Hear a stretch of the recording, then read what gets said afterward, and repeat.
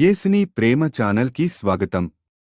దయచేసి ఈ ఛానల్ని లైక్ చేయండి, షేర్ చేయండి, సబ్స్క్రైబ్ చేయండి. యేసు క్రీస్తు నామములో శుభములు. బైబిల్లోని పాత నిబంధన యొక్క పరిశోధన భాగములో చరిత్ర పుస్తకాల్లో మొదటిదైన యెహోషువ గ్రంథాన్ని ఈనాటి తరగతిలో ధ్యానించనయున్నాం. గత తరగతిలో హెబ్రీ చరిత్రను, దాని ప్రాముఖ్యతను మనం తెలుసుకున్నాం. ఈ చరిత్ర పుస్తకాలను ధ్యానిస్తున్నప్పుడు మొదటి చరిత్ర పుస్తకమైన యెహోషువ గ్రంథాన్ని ఒక క్రొత్త కోణములో మనం చూడగలం.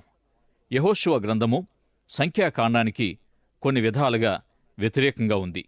ఎందుకంటే అవిశ్వాసానికి గొప్ప ఉదాహరణగా సంఖ్యాకాండం కనిపిస్తుంది. దేవుని ప్రజలైన ఇశ్రాయేలీయుల అవిశ్వాసాన్ని బట్టి దేవుడు వారికి వాగ్దానము చేసిన ఆశీర్వాదకరమైన దేశాన్ని వారు చేరలేకపోయిన వైనాన్ని తెలియజేస్తుంది. విశ్వాసి జీవితములోని అవిశ్వాసం వలన కలిగే భయంకర ఫలితాలను సంఖ్యాకాండము నుండి మనం నేర్చుకోవచ్చు. ఆ మొదటి తరము ఐగుప్తు నుండి విడిపించబడడంలో, ఆ ఇనుప కొలిమి నుండి బయటికి రావడానికి అవసరమైనంత విశ్వాసాన్ని దేవుని ఎడల కలిగి ఉన్నప్పటికీ కనానులో ప్రవేశించడానికి అవసరమైన విశ్వాసం మాత్రం వారికి లేకపోవడం విచారం. ఈ విధంగా నేటి మనము రక్షించబడే వరకు ప్రభువును నమ్మి ఆపైన సమస్త ఆశీర్వాదాలను అనుగ్రహించి యోర్దానును దాటించి పరమ కనానుకు చేర్చగల దేవుని శక్తిని నమ్మలేకపోతూ ఉంటాం. ఇట్టి సమస్యను అనుసరించి యెహోషువ గ్రంథం మీ వాగ్దానాలను స్వతంత్రించుకోమనే సందేశాన్ని విశ్వాసులకు అందిస్తుంది. ఈ గ్రంథాన్ని రచించిన యెహోషువ హెబ్రీయుల గొప్ప నాయకుడైన మోషే క్రింద నాయకత్వ శిక్షణ పొందాడు. మోషే యెహోషువాకు నాయకత్వ శిక్షణ ఇచ్చి తన వంటి గొప్ప నాయకునిగా యెహోషువాను తయారు చేయడంలో సఫలీకృతుడయ్యాడు. ఇదే వరుస విధానం బైబిల్ గ్రంథమంతటిలో మనం చూడగలం. ఏలియా, ఎలీషాను, ఇర్మియా క్రింద మరి ఇతర ప్రవక్తలను, క్రొత్త నిబంధనలో యేసు ప్రభు తన 12 మంది శిష్యులను, పౌలు, తిమోతిని తర్పీదు చేయడం మనం చూడగలం. ఈ విధంగా ఆదికాండము మొదలుకొని పరిచర్య కొరకైన శిక్షణ మనం చూడగలం. ఈ విధమైన ఆత్మ సంబంధమైన పరిచర్య కొరకైన నాయకత్వం, నాయకత్వ శిక్షణ లేనప్పుడెల్లా మరియు సంఘ సామాజిక పరిస్థితులు దుర్భరంగాను, ఫలితాలు భయంకరంగాను ఉండేవి. గనుక ఒకరి నుండి ఒకరికి నాయకత్వ విధానం అందించబడే ఏర్పాటు మొదటి నుండి దేవుడు ఏర్పాటు చేస్తూ వచ్చాడు. ఈ విధంగా మోషే తర్వాత యెహోషువ ఇట్టి నాయకత్వాన్ని అందిపుచ్చుకున్నాడు. యెహోషువ అనే పేరు యేసు అనే పేరు కలిగిన రక్షకుడు అనే అర్థాన్ని కలిగి ఉంది. యేసు అనగా రక్షకుడు లేక యెహోవా రక్షించును అనే అర్థమిచ్చినట్టే యెహోషువాకు కూడా ఇదే అర్థం వర్తిస్తుంది. యెహోషువ తన నాయకత్వ పరిచర్యలో దేవునికి లేక క్రీస్తుకు నిదర్శనంగా ఉన్నాడు. వాస్తవానికి ఇశ్రాయేలు నాయకత్వములో మోషే తన ప్రజలను ఐగుప్తు నుండి విడిపించుటలో యేసు ప్రభుకు సాదృశ్యంగా ఉన్నాడు. ఈ లోక ఐగుప్తు నుండి విడిపించబడిన తన ప్రజలను విశ్వాస యాత్రలో నడిపించి కనానుకు చేర్చడంలో యెహోషువ క్రీస్తుకు సాదృశ్యంగా ఉన్నాడు. ఐగుప్తు నుండి విడిపించబడిన రక్షణ అనుభవానికి విశ్వాసమనేది ప్రాముఖ్యంగా ఉండవలసినదై ఉంది. అదేవిధంగా వాగ్దాన దేశమయున్న కనానులో ప్రవేశించడానికి విధేయత ప్రాముఖ్యమైంది. ఈ విధంగా విశ్వాసము, విధేయత అనేవి ఒకదాని వెంట ఒకటిగా ఉంటాయి. విశ్వాసము అంటే సమర్పణ, సమర్పణ అంటే విధేయత. నిర్గమాకాండములో యెహోషువ 40 సంవత్సరాల వయసు గలవాడై ఉన్నాడు. వేగు చూడ్డానికై కనానుకు పంపబడిన వారిలో నుండి యెహోషువ, కాలేబులు మాత్రమే అనుకూలమైన సమాచారాన్ని మోషేకు అందించారు. దేవుడు వారి విశ్వాసాన్ని అబ్రాహాము విశ్వాసములాంటి విశ్వాసంగా ఎంచాడు. యెహోషువ 80 సంవత్సరాల వయసు గలవాడైనప్పుడు హెబ్రీలను తమ వాగ్దాన దేశమైన కనానుకు చేర్చడానికి వీరికంటే బలవంతులైన జాతులను 7 జాతులను వెలగొట్టి ఇశ్రాయేలీయులను ఆ దేశములో నివసింప చేయడానికి అధికారాన్ని, నాయకత్వాన్ని పొందాడు. యెహోషువ 110 సంవత్సరాల వయసు కలిగి తన జీవితాన్ని ముగించే నాటికి శక్తి సామర్థ్యాలు, నమ్మకత్వం, సైనిక జ్ఞానము, యుద్ధ నైపుణ్యం కలిగిన గొప్ప నాయకునిగా గుర్తించబడ్డాడు. వీటన్నిటికీ పైన గొప్ప విశ్వాసం గలవాడు. మోషే మండుచున్న పొదలో నుండి దర్శించబడిన రీతిగా దేవునిచే ముఖాముఖిగా నేరుగా పిలువబడలేదు. దేవుణ్ణి తనను ఎరిగిన వృద్ధుడైన మోషే ద్వారా యెహోషువ పిలువబడ్డాడు. మోషే మండుచున్న పొదలో నుండి పరిచర్య కొరకైన పిలుపును పొందియున్న రీతిగా ధర్మశాస్త్రాన్ని సీనాయి కొండపై నుండి పొందియున్నాడు. ఆ విధంగా ఇవ్వబడిన ధర్మశాస్త్రాన్ని దివారాత్రము ధ్యానించాలని యెహోషువ ఆజ్ఞ పొందాడు. చరిత్రలోని యోధా, ఇశ్రాయేలు రాజులందరికీ ఇవ్వబడినట్టే యెహోషువకు కూడా ధర్మశాస్త్రాన్ని గూర్చిన ఆజ్ఞ ఇవ్వబడింది. ద్వితీయోపదేశకాండము 20వ అధ్యాయములో వారి రాజులందరి కొరకు ఇట్టి ఆజ్ఞ ఇవ్వబడింది. అయితే ఇట్టి ఆజ్ఞ యెహోషువతోనే ప్రారంభమైంది. అతడు నాయకత్వాన్ని పొందినట్టే ధర్మశాస్త్రాన్ని దివారాత్రము ధ్యానించాలనే ఆజ్ఞను కూడా ఖచ్చితంగా పొందాడు. అబ్రాహాము, ఇస్సాకు, యాకోబు అను వారికి వాగ్దానము చేయబడిన కనానును వారి సంతతిగా యెహోషువ కాలము నాటి దేవుని ప్రజలు స్వతంత్రించుకోవాలనేది యెహోషువ గ్రంథము యొక్క ముఖ్య ధ్యానాంశం. ఎట్టి షరతులు లేకుండా కనాను దేశము దేవుని ప్రజలకే ఇవ్వబడింది. అయితే దాన్ని జయించడం మరియు స్వతంత్రించుకోవడం అనేది షరతులతో కూడి ఉన్నాయి. విశ్వాసులుగా దేవుని ఆశీర్వాదాలను స్వతంత్రించుకోవడానికి యెహోషువ గ్రంథము గొప్ప మాదిరిగా ఇవ్వబడిందనేది నొక్కి చెప్పబడుతుంది. క్రీస్తును గూర్చిన విశ్వాసములోనికి వచ్చిన విశ్వాసులకు గొప్ప ఆశీర్వాదాలను అనుగ్రహిస్తూ ఉన్నాడు. ఇట్టి ఆశీర్వాదాలన్నీ ఎలాంటి షరతులు లేకుండానే మనకు ఇవ్వబడుతున్నాయి. గాని వాటిని స్వతంత్రించుకోవడంలో కొన్ని షరతులు ఉన్నాయి.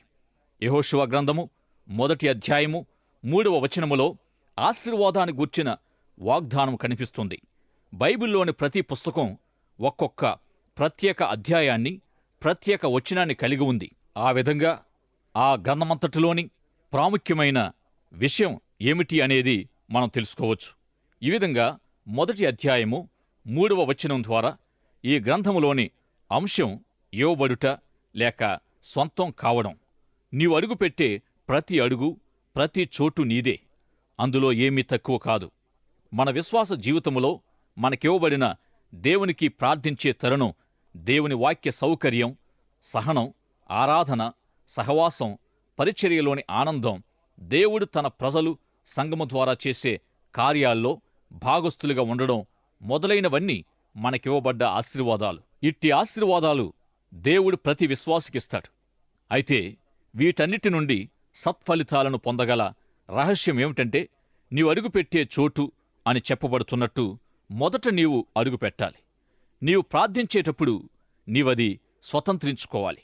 నీవు దేవుణ్ణి ఆరాధించేటప్పుడు, వాక్యాన్ని ధ్యానించేటప్పుడు నీకివ్వబడిన ప్రతి ఆశీర్వాదములోనికి మొదట నీవే ప్రవేశించాలి. అప్పుడు తప్పక స్వతంత్రించుకుంటావు.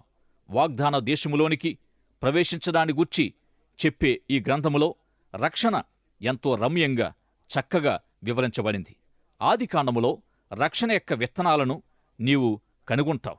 నిర్గమాకాండములో పాపపు శక్తి, పాపపు శిక్షల నుండి పస్కా అనబడే అద్భుతమైన గొర్రెపిల్ల కార్యము ద్వారా విడుదల పొందడాన్ని గూర్చి గమనిస్తావు. లేవియాకాండము రక్షించబడిన విశ్వాసి యొక్క రక్షణ జీవితపు ప్రయోజనాన్ని, అంటే దేవుణ్ణి ఆరాధించే పరిశుద్ధ జీవితాన్ని జీవించాలనే దేవుని ఉద్దేశాన్ని తెలియజేస్తుంది. అనేక హెచ్చరికలతో నిండిన ద్వితీయోపదేశకాండము యోర్దాను దాటి వాగ్దాన దేశాన్ని స్వతంత్రించుకోవాలని హెచ్చరిస్తుంది. ఈ విధంగా దేవుడు నీ కొరకు ఉద్దేశించి ఏర్పాటు చేసిన ప్రతి ఆశీర్వాదాన్ని కనానులో ప్రవేశించడముతో స్వతంత్రించుకుంటాం. ఇక సంఖ్యాకాండములో మొదటి తరం యొక్క భయంకర దృశ్యం కనిపిస్తూ ఉన్నప్పటికీ తిరిగి యెహోషువ గ్రంథములో 2వ తరం యొక్క రక్షణకరమైన ఆశీర్వాద స్థితిని మనం చూస్తాం. ఈ విధంగా యెహోషువ గ్రంథము గొప్ప విశ్వాసానికి ప్రతీకగా లేక ఉదాహరణగా నిలుస్తుంది. విశ్వాసము ద్వారానే సమస్త ఆశీర్వాదాలను మనము స్వతంత్రించుకుంటాం. విశ్వాసముతో కనాను దేశాన్ని స్వతంత్రించుకున్నటను గూర్చి మనతో మాట్లాడుతున్న యెహోషువ గ్రంథము యొక్క సారాంశానికి సమకాలీనంగా క్రొత్త నిబంధనలో అనేక వాక్య భాగాలు మన కొరకు వ్రాయబడ్డాయి. క్రొత్త నిబంధన పత్రికల్లో ఒకటైన ఎఫెసీ పత్రిక క్రీస్తునందున్న విశ్వాసి పొందగలిగే ఆత్మీయ ఆశీర్వాదాలను గూర్చి వివరిస్తున్నందువల్ల పాత నిబంధనలోనున్న యెహోషువ గ్రంథానికి సరి సమానంగా ఉంది అని చెప్పవచ్చు. పాత నిబంధనలో దృష్టాంతాలుగా వ్రాయబడ్డ ఆయా అంశాలపై కొత్త నిబంధనలో సరైన వివరణ లేక బోధ మనకివ్వబడుతూ ఉంది. మొదట అలంకార రూపంగా లేక ఉపమాన రీతిగా మనతో మాట్లాడిన తరువాత అందమైన దృశ్యము క్రింద ఇవ్వబడే బహుచక్కని తేటయైన వివరణ దేవుడు మనకిస్తూ ఉన్నాడు. విశ్వాసము ద్వారా సమస్తము పొందగలము అనే సత్యాన్ని యెహోషువ గ్రంథము నుండి మనం తెలుసుకుంటాం. తన కొరకు దేవుడు ఉద్దేశించి నిర్ణయించిన కనాను దేశము అంతటినీ విశ్వాసి విశ్వాసముతో స్వాధీనపరుచుకుంటాడు. ఈ సత్యాన్ని గుర్చిన లోతైన వివరణ ఎఫెసీ పత్రికలో దొరుకుతుంది. యెహోషువ గ్రంథము 1వ అధ్యాయము 3వ వచనం మాదిరిగానే ఎఫెసీ పత్రిక 1వ అధ్యాయము 3వ వచనం ఈ అంశానికి ముఖ్య వచనంగా ఉంది. మన ప్రభువు అయిన యేసుక్రీస్తు యొక్క తండ్రియగు దేవుడు స్తుతింపబడునుగాక. ఆయన క్రీస్తునందు పరలోక విషయములో ఆత్మ సంబంధమైన ప్రతి ఆశీర్వాదమును మనకు అనుగ్రహించాను. బైబిల్ గ్రంథమంతటిలోనూ ఇది అద్భుతమైన వచనం. ఈ వాక్య భాగము మనకు అనేక విషయాలను బోధిస్తుంది. మొదటిది పరలోకమైన పరమ కనానును చూపిస్తుంది. అయితే పరమ కనాను లేక పరలోకమంటే మనము ఈ భూమి మీద కన్ను మూసాక ఎక్కడికో పైకి ఎగిరిపోయే చోటు మాత్రమేనా? అంత మాత్రమే కాదుగాని రక్షించబడిన ప్రతి ఒక్కరూ వారున్న చోటునే పరలోకాన్ని అనుభవించగల ఆధిక్యతను ప్రభు విశ్వాసులకిచ్చాడు. ప్రభు యోహాను సువార్త 3వ అధ్యాయములో నీకోదేముతో మాట్లాడుతూ పరలోకములో ఉండు మనుష్య కుమారుడే తప్ప పరలోకమునకు ఎక్కిపోయినవాడెవడనూ లేడు. అయితే మనం ఈ భూమి మీద ప్రభువును కలిగి ఉంటే మనకు ఇక్కడే పరలోకం.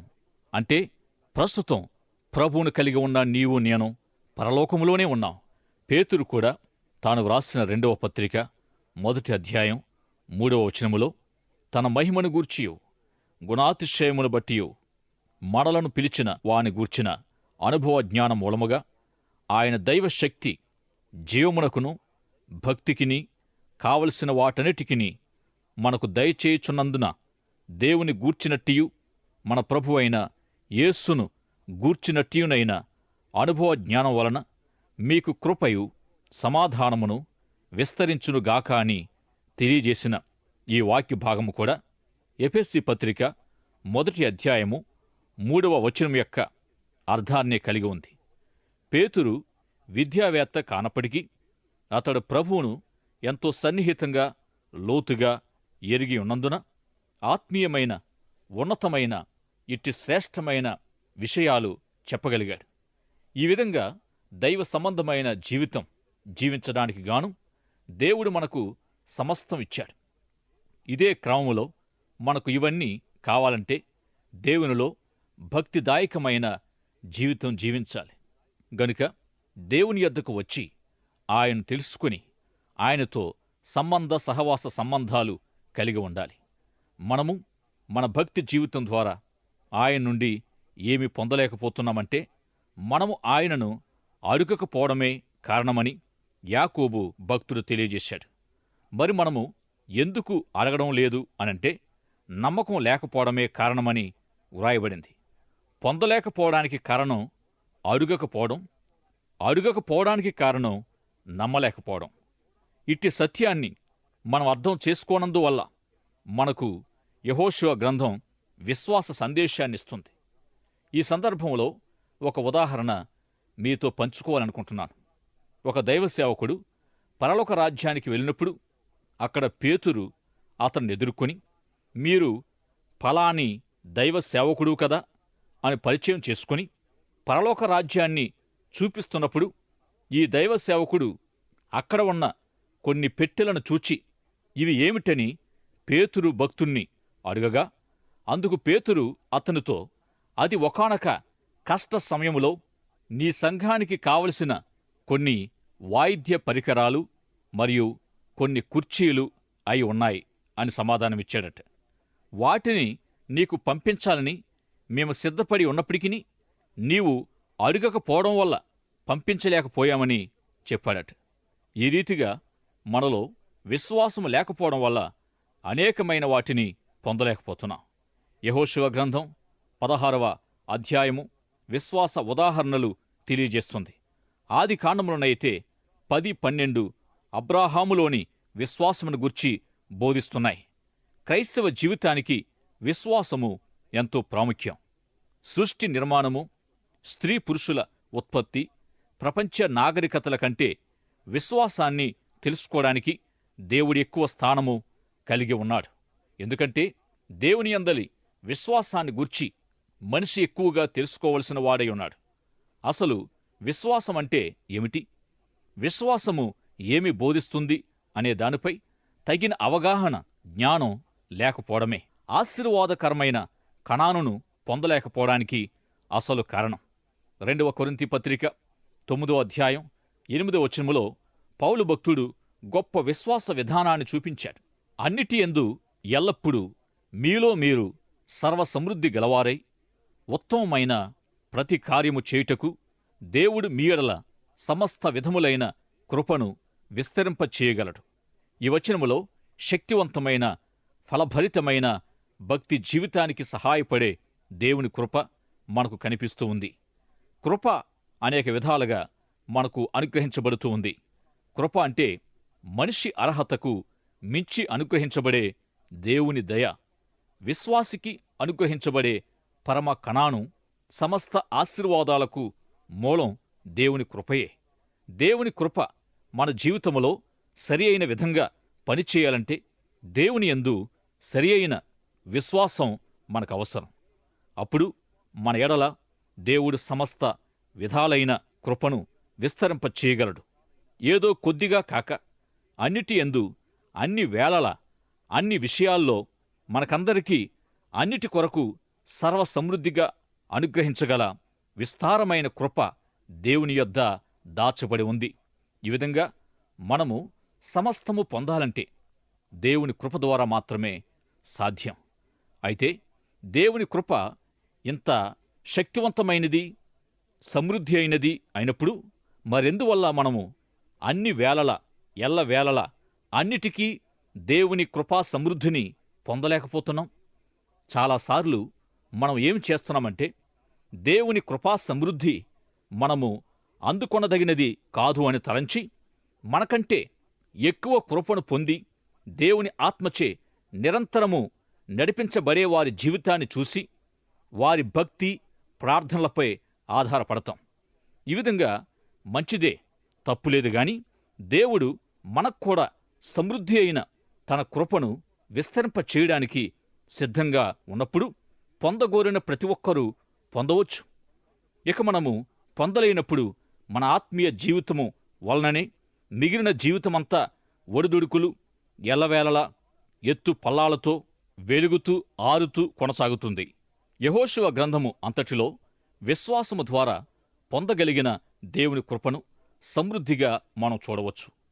భౌగోళికంగా ఒకానొక పట్టణాన్నో, దేశాన్నో జయించడమనేది వ్రాయబడినప్పటికీ ఈ గ్రంథమంతా విశ్వాసము ద్వారానైన దేవుని కృపనే మనకు చూపిస్తుంది. ఏదో కొంతసేపటికి, కొద్ది పరిమాణములో కాదుగాని దేవుడు నీకు అనుగ్రహించిన జీవితమంతటినీ జీవించడానికి సరిపడినది దేవుని కృప.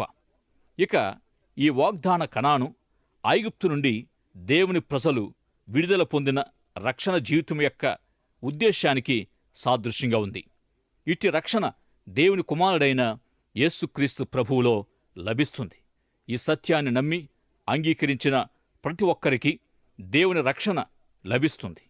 తన కుమారుని ద్వారానే మనలను ఈ లోకమనే ఐగుప్తు నుండి దేవుడు రక్షిస్తూ ఉన్నాడు.